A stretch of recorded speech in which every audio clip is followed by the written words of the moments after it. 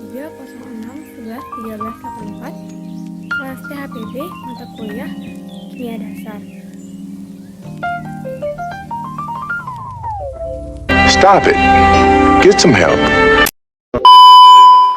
Adalah metode analisa untuk menentukan kemolaran atau konsentrasi suatu zat di dalam larutan dengan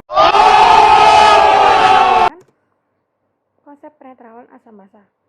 Suatu larutan dianggap netral jika mol H+ setara dengan mol OH-.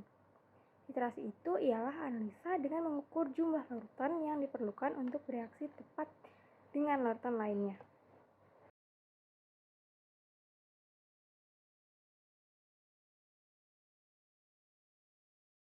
Titrasi itu terbagi jadi 4.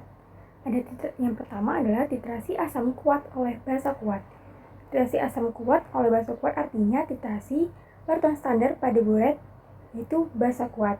Lalu titratnya adalah larutan sampel pada labu Erlenmeyer atau asam kuat. Yang kedua ada titrasi basa kuat oleh asam kuat.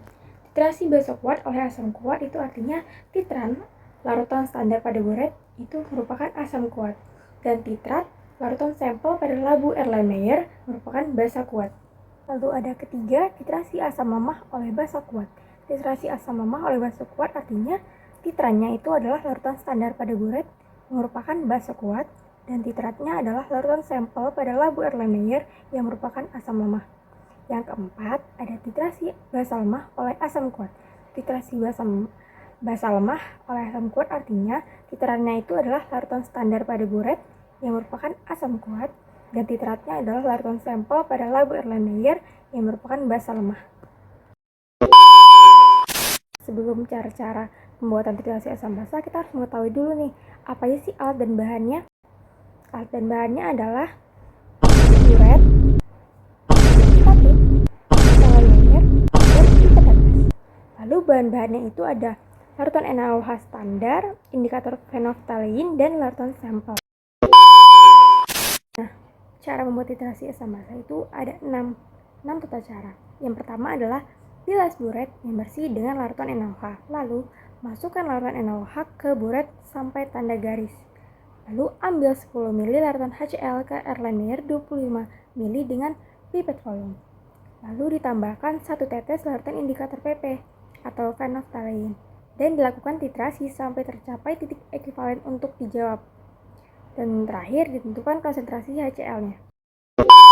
Mengubah dan mengatur posisi buret kita, karena itu akan menjamin fleksibilitas kita dalam bekerja. Caranya adalah dengan mengatur dan mengubah statif dan posisi klem. Pastikan keran buret dalam keadaan tertutup. Pasang corong kaca di bagian atas. Lalu dengan hati-hati tuang larutan yang akan kita gunakan ke dalam buret melalui corong bagian atas. Kita tidak butuh banyak, hanya sekitar 5-10 ml. Kemudian kita akan pegang buret secara horizontal di tangan kita sambil memastikan bahwa bagian atasnya ada di atas gelas kimia kosong.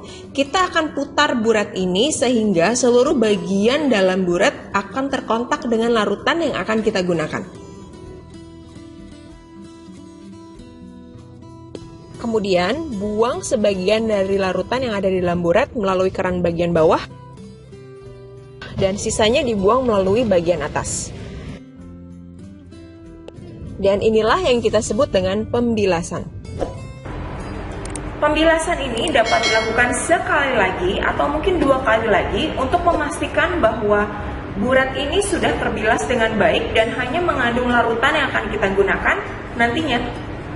Kita akan mengisi buret dengan larutan sodium hidroksida. Caranya adalah dengan menuang sodium hidroksida melewati bagian atas buret dengan bantuan corong hingga meniskusnya sedikit melewati titik 0,0 di bagian atas. Kita akan buka keran di bagian bawah dan di bagian atas dia akan turun hingga meniskusnya tepat menyentuh 0,0 ml.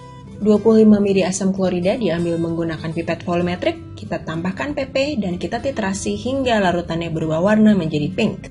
Sebelum memulai titrasi, ingat keran harus dalam keadaan tertutup ya.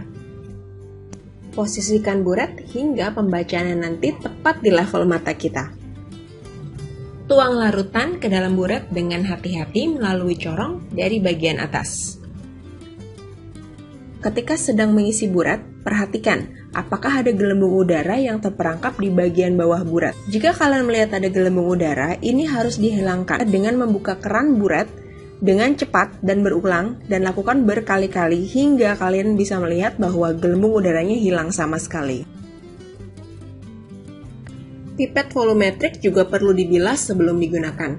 Caranya adalah dengan mengambil sedikit larutan yang digunakan, kemudian langsung buang ke dalam gelas kimia. Ambil larutan asam klorida menggunakan pipet volumetrik yang sudah dibilas, kemudian tempatkan dalam labu Erlenmeyer yang bersih. Sentuhkan ujung pipet pada labu agar seluruh larutan keluar secara sempurna. Tambahkan indikator PP beberapa tetes, goyangkan labu agar tercampur, lalu lakukan titrasinya. Perhatikan bahwa saya menggunakan jari-jari di tangan kiri saya untuk mengendalikan keran buret. Posisi ini membuat pengendalian keran menjadi lebih mudah dan juga lebih baik. Lakukan titrasi sambil terus menggoyangkan labu hingga kalian melihat ada warna pink yang muncul dan warna pink itu tidak hilang lagi. Lakukan pembacaan buret sejajar dengan mata dan jangan lupa yang dibaca adalah bagian bawah dari meniskus.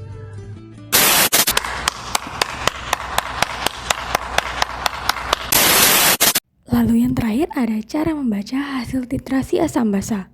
Setelah proses titrasi selesai, yang ditandai dengan perubahan warna pada larutan sampel, untuk membaca hasil titrasi asam basa adalah dengan melihat skala volume permukaan cairannya. Misalnya, permukaan cairan pada buret setelah titrasi berada pada skala 20 ml. Dari 0, maka volume standar atau titran yang terpakai sebesar 20 ml.